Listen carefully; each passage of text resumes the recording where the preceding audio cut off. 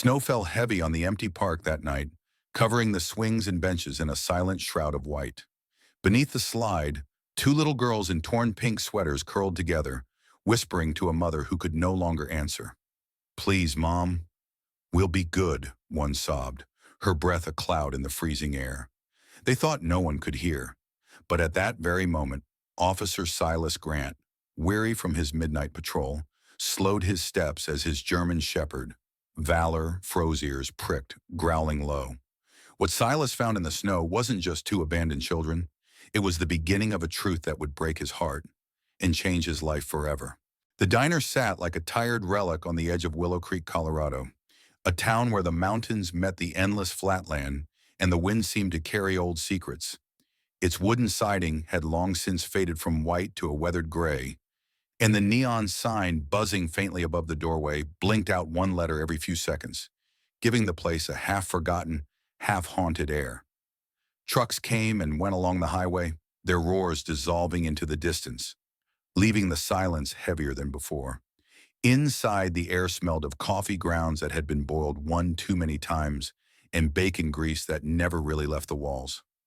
Silas Carter sat with his back to the window, his dark skin framed by the crisp, olive-green lines of his U.S. Army uniform. Though he was no longer deployed, he still carried himself as if the war had not entirely let him go. Shoulders squared, posture straight, every muscle disciplined into quiet alertness. His face bore the sharp planes of a man in his late 30s, hardened by years of dust, heat, and memories that never truly faded. A faint scar cut across his right temple small, but it seemed to whisper of nights when gunfire had replaced lullabies. Silas was not a man who sought the spotlight. He had learned long ago that those who drew too much attention often drew bullets as well. Yet there was something unmistakable about him. The way his eyes, a deep brown flecked with steel, measured every corner of a room. Beside him, stretched out obediently but never at ease, lay Valor, a German shepherd whose black and tan coat gleamed even under the dim diner lights. Valor's ears were high, swiveling with every sound: the creak of the ceiling fan, the clatter of dishes, the shuffle of boots across the worn linoleum. He was a dog bred for loyalty, trained for precision, but shaped most of all by the bond with the man at his side. Years ago in the mountains of Afghanistan, Valor had saved Silas when an improvised explosive tore through a convoy. While others had fled the fire and smoke, the shepherd had dragged Silas by his vest towards safety, teeth locked onto fabric with stubborn strength. Since then, Valor had not left him, even when Silas returned home to a quieter battlefield, the one inside his own mind. The dog had become his shadow, his shield, and sometimes the only living creature who understood the silence he carried. Silas had not planned to stop at Willow Creek that afternoon. He was passing through, his duffel bag heavy with the smell of sweat and dust, when Valor had nudged him toward the diner door, as if sensing that something waited inside. He obeyed the dog's instincts because Valor's instincts had never failed. The diner was half empty, the kind of quiet that could be comforting to some, but suffocating to a soldier used to scanning faces. At the counter stood Martha Jenkins, the owner and soul of the place. Martha was in her late 50s, her once red hair now a stormy mix of gray and faded copper, tied back in a bun that never seemed to hold for long. Her apron bore stains from decades of frying pans and spilled coffee, and her hands, though lined and calloused, moved with the precision of someone who had run the same place through blizzards, blackouts, and recessions. Life had not been easy for Martha. She had buried a husband lost to the mines and raised 3 boys who all left town for bigger dreams. Yet she carried a quiet strength, the kind that made strangers trust her and locals return just for her smile. That afternoon, Martha noticed Silas and Valor immediately. Soldiers, in uniform or not, always pulled her memory back to her eldest boy, who had served in Iraq but never returned home. She gave Silas a nod that was both welcome and a silent prayer, the kind of gesture only a mother who had lost could give to a man still carrying the weight of survival. Silas ordered nothing extravagant, just black coffee and a sandwich, and thanked her with a low voice that seemed to tremble against the walls. But his gaze was not on the menu, nor on the steaming cup she set before him. It had drifted toward the corner booth by the window. That was when he saw them. Two little girls sat pressed together as if they were trying to disappear into the leather seat. They could not have been more than 6 years old, twins by the look of them, identical pale faces framed by golden hair that hung in loose waves, eyes the soft blue of summer skies clouded over with fear. Both wore matching pink dresses, simple cotton but carefully chosen, as if someone once wanted them to look like any other children on a sunny afternoon. Yet the dresses were wrinkled, slightly dirtied at the hems, as if they had traveled too far and too rough. Their hands were folded in their laps, knuckles white, and they did not speak. They didn't even look at one another, though they sat so close their shoulders touched. Across from them sat a man in a gray suit. He was tall, lean, blonde hair neatly trimmed, eyes a pale blue so sharp they looked more like glass than anything human. He read from a book without title, not glancing at the children, not touching his coffee, not moving with any of the restlessness that defined a father traveling with young daughters. His stillness was unnatural, like a shadow that had chosen to take human shape. To anyone else, he might have seemed like a businessman absorbed in his reading, but to Silas and to Valor, who let out the faintest rumble, the truth felt heavier. No man treated children as if they were luggage. No parent ignored the shifting, fearful eyes of two little girls so thoroughly. Silas's stomach tightened. Memories of Kandahar surged in fragments. The boy who had raised a trembling hand behind a crumbling wall, begging without words. The girl in Kabul whose wide eyes had screamed louder than any siren. He had missed those signals once. The cost had haunted him in the silence of his nights. But here, in this diner, he would not look away. Martha, moving behind the counter, noticed too. Her brow furrowed as she wiped the same spot on the counter for far too long. She had raised children after all. She knew what hunger looked like, what mischief looked like, what shyness looked like, and what fear looked like. Those girls had not touched their food. Their eyes didn't dart around with childish curiosity. They were waiting, silent, as though speaking might cost them something they could not afford to lose. She exchanged a fleeting glance with Silas, as if asking silently, "Do you see it too?" His slight nod was all the confirmation she needed. Valor shifted, nails clicking softly against the tile, his gaze never leaving the man in the suit. The dog's body was taut, coiled like a spring. Silas reached down, brushing his hand over Valor's back, a calming signal but also a readiness cue. The shepherd responded with a quiet huff, still watching, still waiting. Silas leaned back slightly, though his posture never lost its soldier's sharpness. He was calculating, weighing each detail. The exits, the other customers, the way the man's eyes occasionally flickered without moving his head. He could feel the decision pressing down on him like the weight of his rifle had once done in foreign dust. Only this time, the battlefield was a small-town diner, and the mission was not written in orders, but whispered in the trembling silence of two little girls in pink dresses. As the afternoon light slanted through the blinds, striping the table in alternating bands of shadow and gold, Silas took one last sip of his untouched coffee. The taste was bitter, but not as bitter as the thought of walking away. He set the cup down with deliberate care, the faint clink echoing louder than it should have in the silence. Valor raised his head higher, eyes glowing with an animal certainty. Something was wrong. Something was about to unfold. Silas knew then, without a shred of doubt, that this was not coincidence. This was a signal, silent but undeniable, and he was the only one in the room trained and willing to answer it. The hush inside the diner bent like a reed to a sudden breeze. Silas let the room settle into his mind. Exits, the humming refrigerator, the clock with its stuttering second hand. Valor raised his head to table height, nostrils flaring at scents of bacon grease, bleach, and the cologne of the man in the gray suit. The twins sat like pressed petals, too still for children. Ellie lifted her small hand, shielded partly by the sugar dispenser, and clenched her fist 3 times, open, close, open measured beats of a signal only soldiers would recognize. Silas's chest tightened. He had missed that motion once overseas. He would not again. Sophie's eyes widened at her sister's daring, but neither spoke.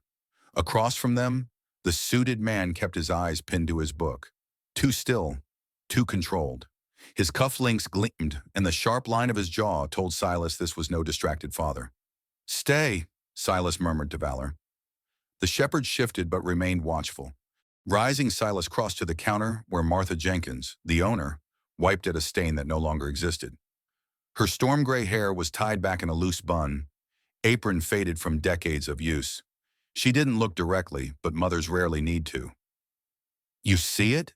Silas asked quietly. "I see it," she said, her claw still moving. "Sunday clean dresses, road dirty hems, fear in their shoulders." Her lips pressed thin. "I'll call Rachel Monroe. Sheriff. She's steady. No theatrics." Silas gave a nod. He took a peppermint from the bowl and returned to the booth. Standing angled, not too close, he placed the candy on the edge of the table. "My niece used to love these," he said gently.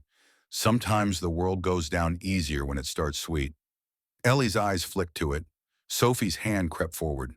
Before she could touch it, the man's hand lashed out, striking her wrist not loud, but enough to make her shrink back. The peppermint spun, and Silas caught it before it fell. "She's allergic," the man said smoothly. "You don't feed what isn't yours." His pale eyes flicked up, smiling without warmth. Silas pocketed the candy. He gave Ellie one calm look. "I saw you," then stepped back. At the counter, Martha's breath shook. "That's not parenting," she whispered. "That's control." Silas's voice hardened. "Call Rachel, now." She nodded, slipping into the back room to the old phone. "Outside," Silas murmured, clipping Valor's leash. The bell chimed as they stepped into the wind. Willow Creek spread low under the Rockies' jagged outline. Trucks hissed past and gravel crunched beneath boots. Valor pulled left, nose low, until they stood before a dark SUV idling quietly. Its windows were blocked with bright, cartoon sun shades, cheerful enough to mask intent. Through a gap, Silas glimpsed a booster seat and a folded blanket. Embroidered letters, "So." Kansas plates, dust-obscuring digits. Silas snapped a photo, then let Valor sniff. The dog's hackles rose. The scent matched the twins inside. "Good boy," Silas murmured, giving a firm stroke behind Valor's ear. The shepherd's gaze darted back to the diner door, as if measuring distance. Together they re-entered, bell chiming faintly. Silas unclipped the leash. "Down." Valor slid beneath the table, facing the aisle like a living tripwire. Two newcomers had arrived. A weathered trucker named Hank Dobson, 62, hands swollen with arthritis and a farm's worth of loss etched into his face. And Eunice Barrow, a widow in her 70s with pearl studs and the quiet bravery of someone who gave more than she ever received. At a side door, 17-year-old Diego Alvarez, a line cook with dreams of college, lingered. He knew too well the silence of children trapped in fear. His eyes said he'd seen this before. They were strangers, but now witnesses. Martha returned, setting fresh coffee in front of Silas. "She's coming," she whispered. "Rachel wants every detail." Silas leaned in. Gray SUV. Kansas tags, partly obscured. Booster seat. Embroidered blanket. Running engine. Martha's lips tightened, and she tucked the note into her apron. The man in the suit closed his book. Silas watched his hand stroke the cover, a counting gesture. People counted before they moved, before they ran. Valor rumbled softly under the table. Silas didn't hush him. The sound belonged. Martha polished a glass that didn't need it, her knuckles white. In the window reflection, Silas saw the man's phone light with a message, jaw tightening. Outside, a gust lifted dust across the lot like smoke before a fire. Hank put down his fork. Eunice mouthed a prayer. Diego, from the kitchen door, gave Silas a nod. Martha's phone buzzed once more. Rachel's units were rolling in without sirens. Silas straightened, palms open on the table, every inch of him soldier still. Valor's eyes burned, waiting for the command that would mean everything. The chapter of waiting was over. The air in Martha's diner had become a different kind of silence, the kind that presses on the chest and slows every heartbeat into something heavy. Even the rattling HVAC seemed to pause, as if the machine itself was waiting.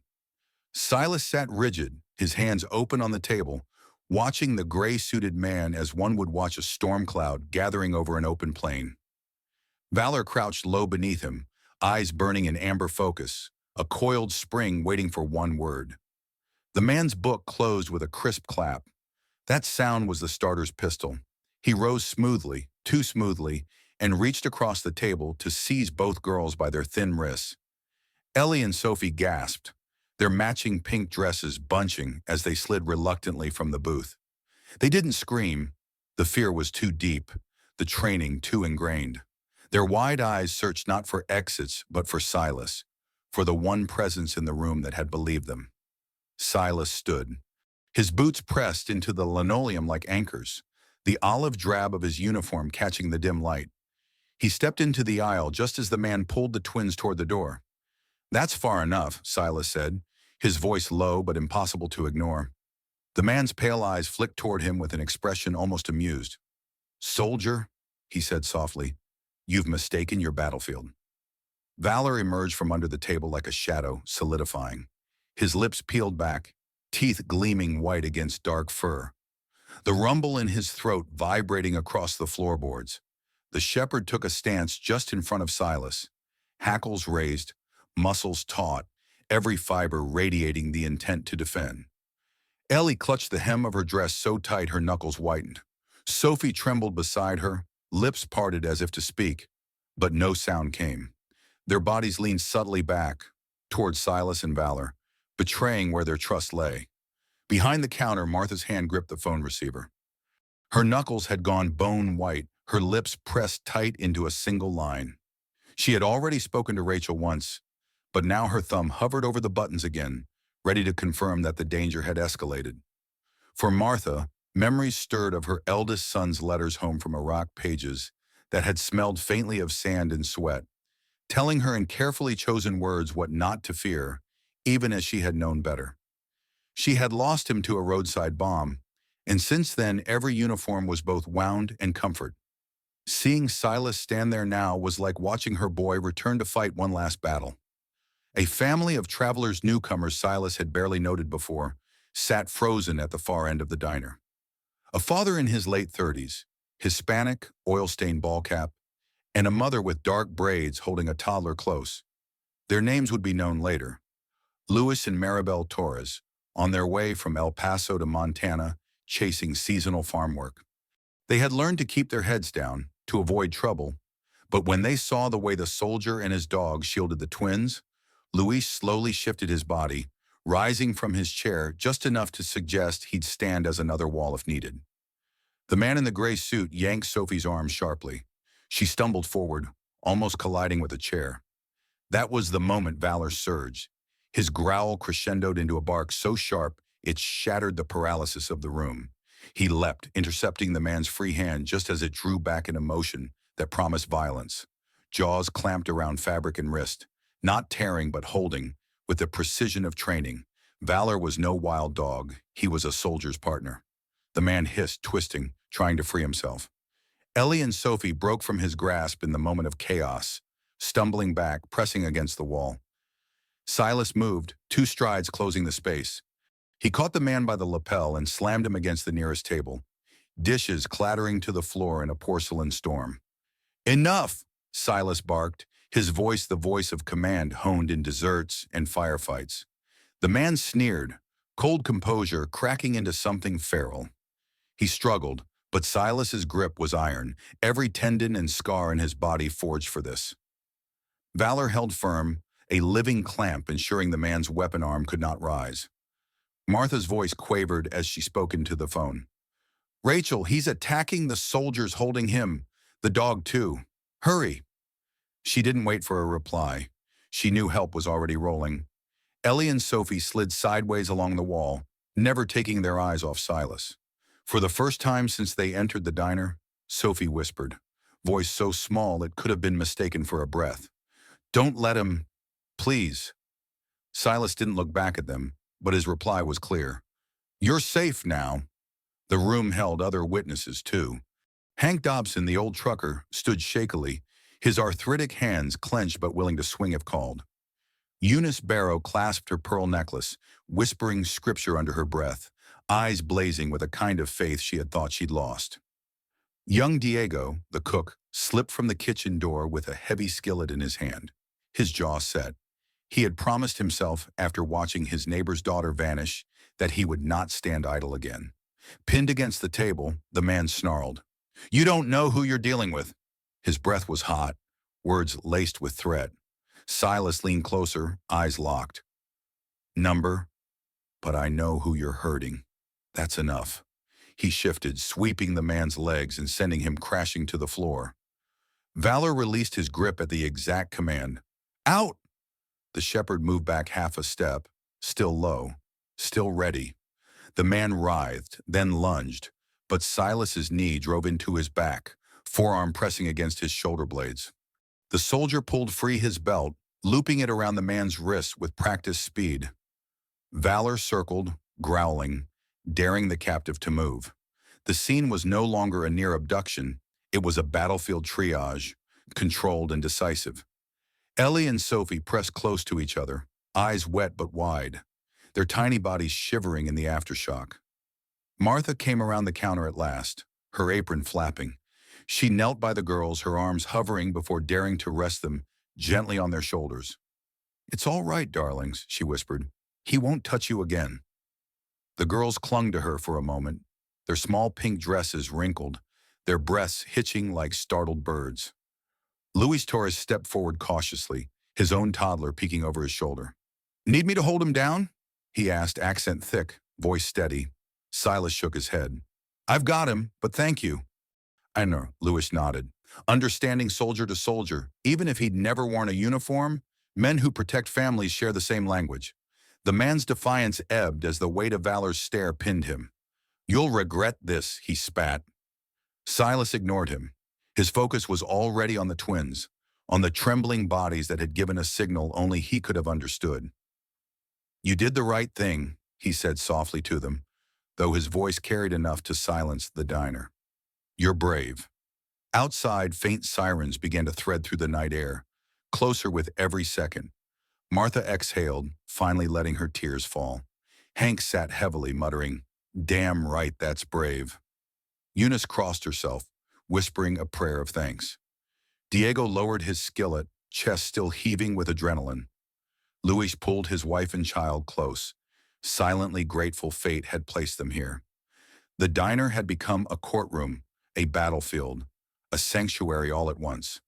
At its center stood Silas in his worn uniform, Valor at his side, and two girls in pink dresses who had chosen courage over silence.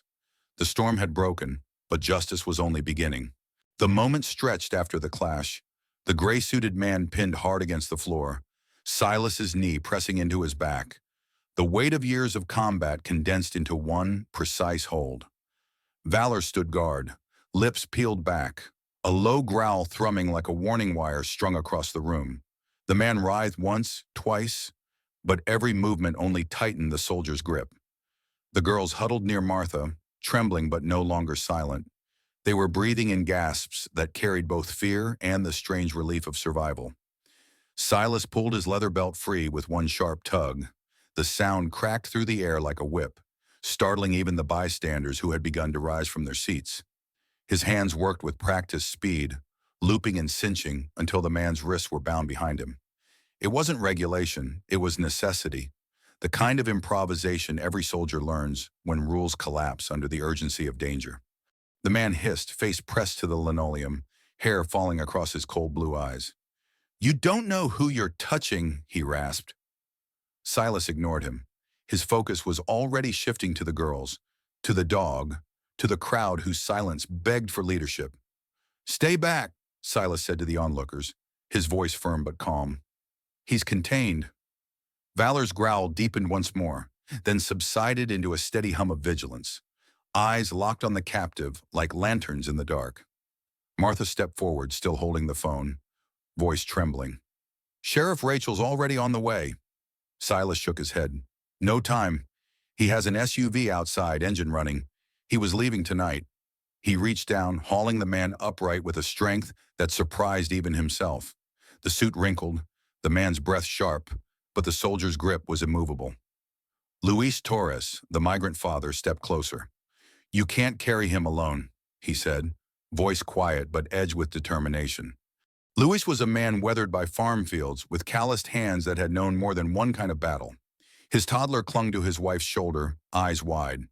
"I can manage," Silas answered, though a flicker of gratitude crossed his face. "But thank you."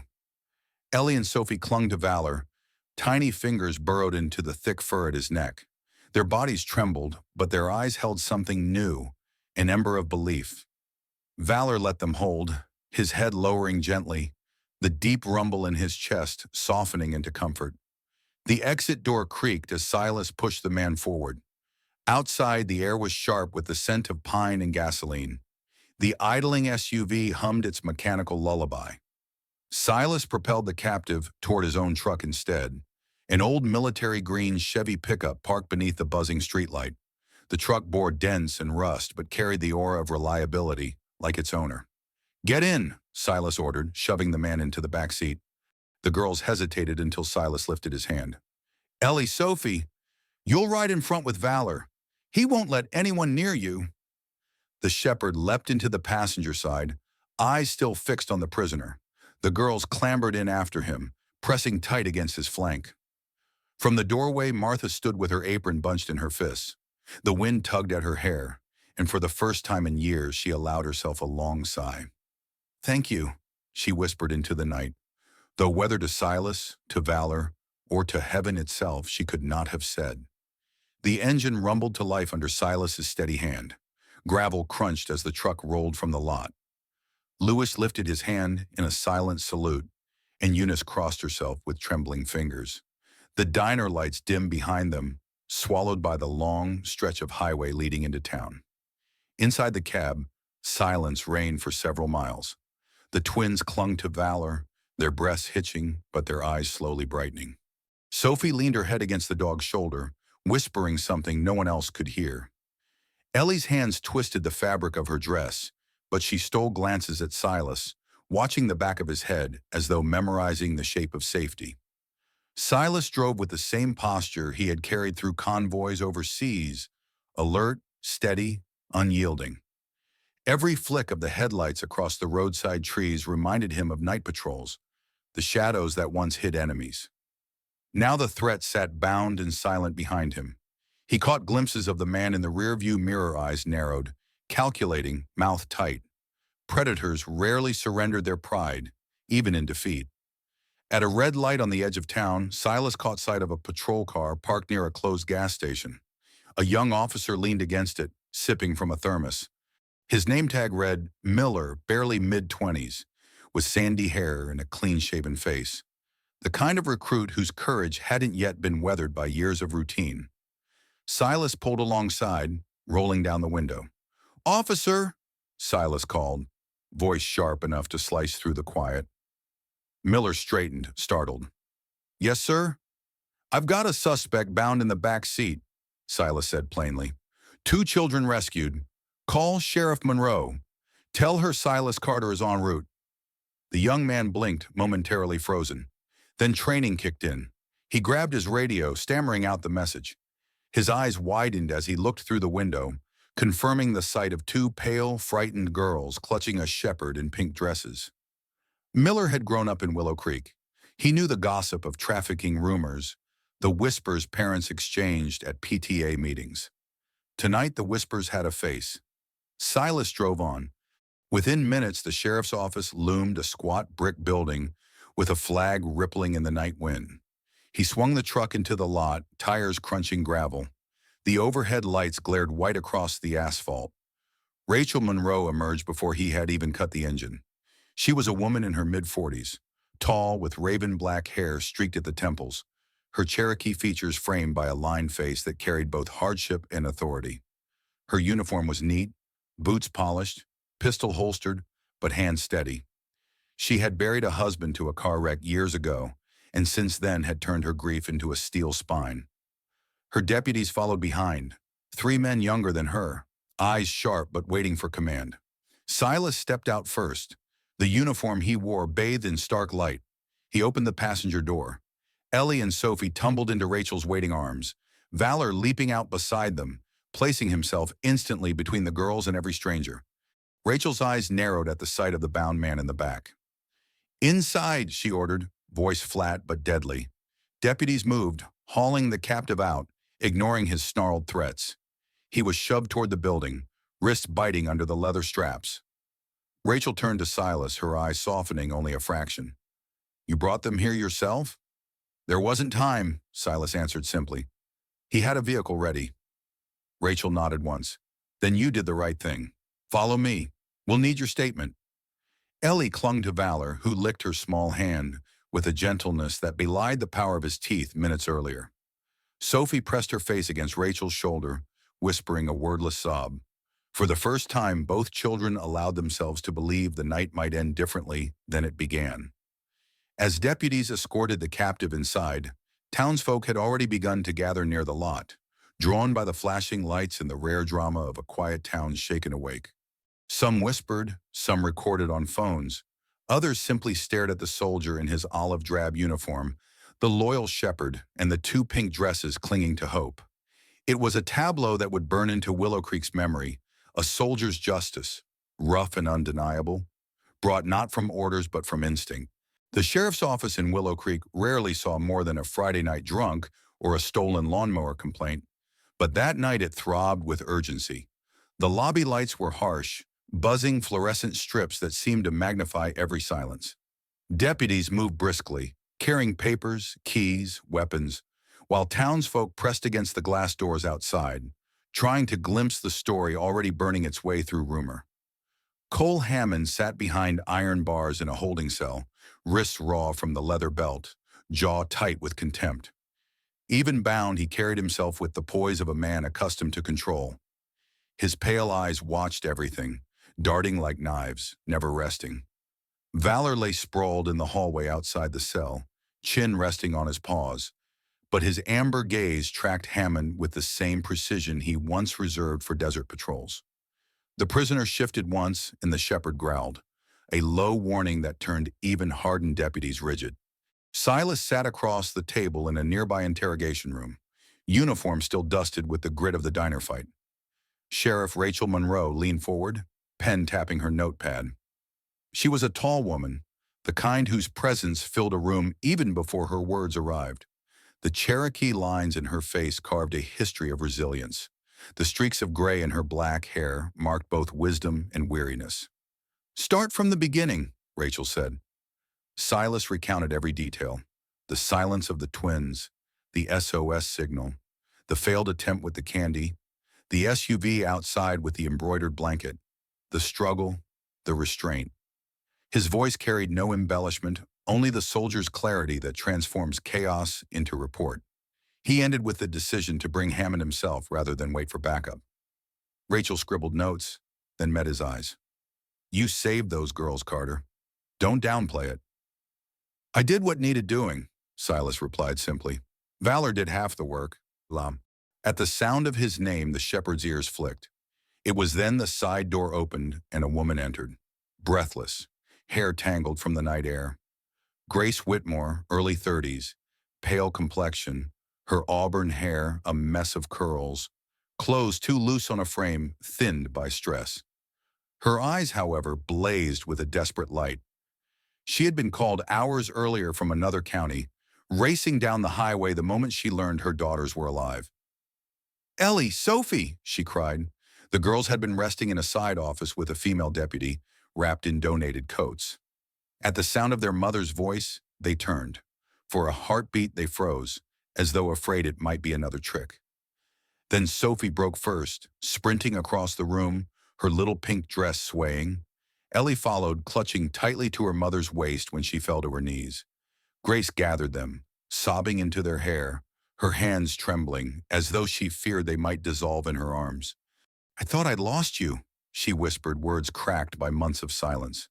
The girls clung back, their fear spilling into tears but softening under the touch of a mother's warmth. Silas stood in the doorway, Valor beside him, watching without intrusion. Grace lifted her eyes to him. "You," she said, her voice breaking, "I don't know how to thank you." "You don't need to," Silas answered. "They're safe. That's enough." Days blurred into weeks. The case against Cole Hammond unfurled, revealing connections beyond Willow Creek. Contacts across state lines, hidden accounts, accomplices arrested in neighboring counties. His arrest was not just a single victory, it cracked a door into dismantling a network that had stolen too many childhoods. Reporters came, their cameras hungry, but Rachel kept Silas's name out of headlines as best she could. "He's a soldier, not a spectacle," she told them. For Silas, life after the rescue changed rhythm. He stayed in Willow Creek longer than planned, answering deputies' questions, accompanying Valor to identify places the twins remembered. One afternoon, Rachel called him into her office. She gestured toward a stack of architectural drawings on her desk. "Red Haven Shelter," she said, "states granting funds, a place for children in crisis. We need security, someone who can see danger before it walks through the door." She studied him with eyes that saw further than most. "You've already proven you can." Silas hesitated. He had spent years running from war, from memories, from towns that reminded him of family he'd lost in a winter crash on Highway 54. But Willow Creek had shown him two girls in pink dresses who looked at him like a wall against the dark.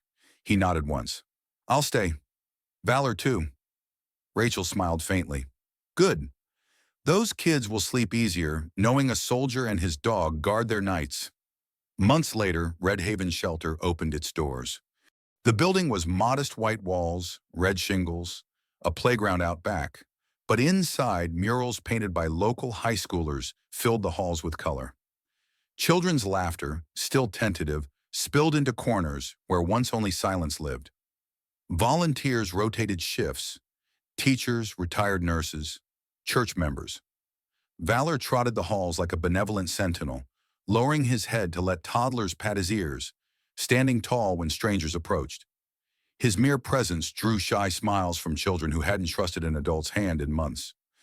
Silas became the quiet constant. He wore plain clothes now, though the soldier's posture never left him.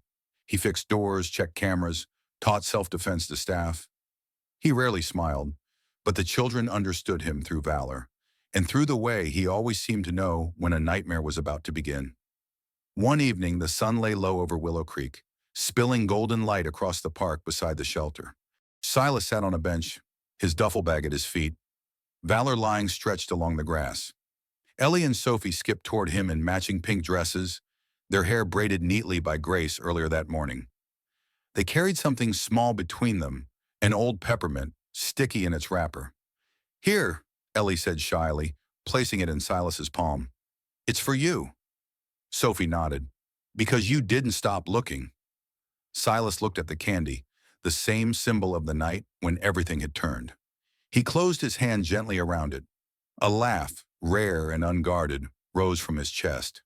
The girls giggled, leaning against Valor, who rolled to his side and let them bury their faces in his fur. Grace watched from a distance, arms crossed, eyes damp but relieved. Martha stood beside her, apron long since retired, but pride warming her expression. Sheriff Rachel leaned against a lamppost, her gaze steady, knowing she had asked the right man to stay. For the first time in years, Silas felt the hollow in his chest soften. He was no longer just a soldier carrying scars. Here in Willow Creek, with Valor and two little girls who had trusted him with their lives, he had found a place to stand. In the quiet town of Willow Creek, what began as a night of fear ended as a story of courage, loyalty, and new beginnings. Silas and Valor proved that even in the darkest of places, light can break through when someone chooses to stand up for what is right. Grace was reunited with her daughters, and the shelter became a home of healing for many more children in need. It is a reminder to all of us that heroes don't always wear capes. Sometimes they wear a uniform, and sometimes they walk on four paws. Do you believe that one act of bravery can change a life forever? If this story touched your heart, let us know in the comments. And if you want to hear more stories of faith, courage, and the bond between people and their loyal companions, make sure to like this video and follow our channel for more.